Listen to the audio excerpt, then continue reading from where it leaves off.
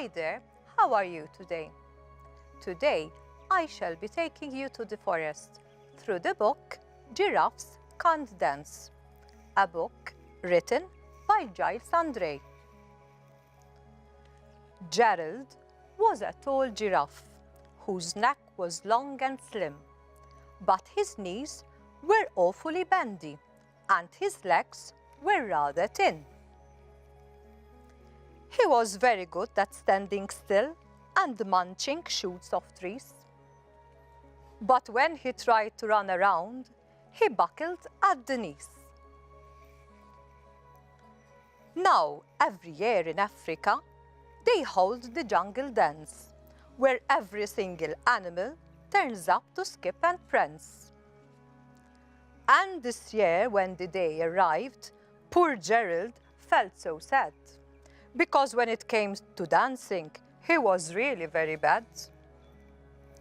The warthogs started waltzing, and the rhinos rock and rolled.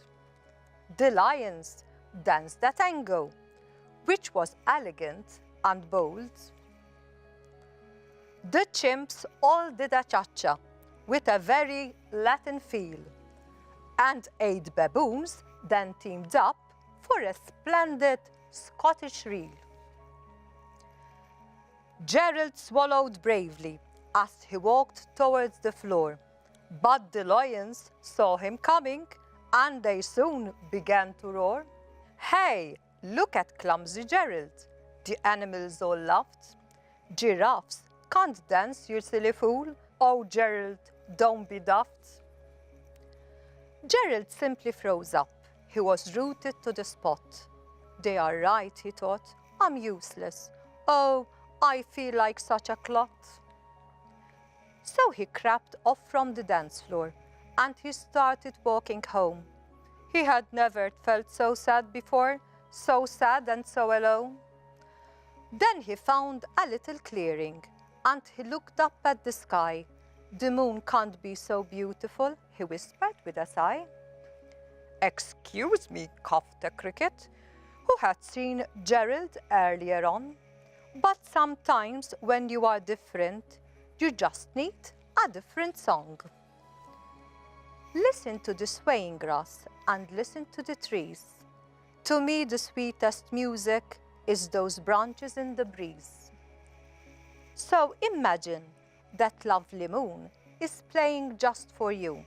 Everything makes music if you really want it to. With that, the cricket smiled and picked up his violin. Then Gerald felt his body do the most amazing thing. His hooves had started shuffling, making circles on the ground. His neck was gently swaying, and his tail was swishing round. He threw his arms out sideways, and he swung them everywhere. Then he laid a backward somersault and leapt up in the air. At the end, will Gerald learn to dance? Did the forest animals continue to make fun of poor Gerald? To answer my questions, you'll have to read the book Giraffes Can't Dance, written by Giles Andreae.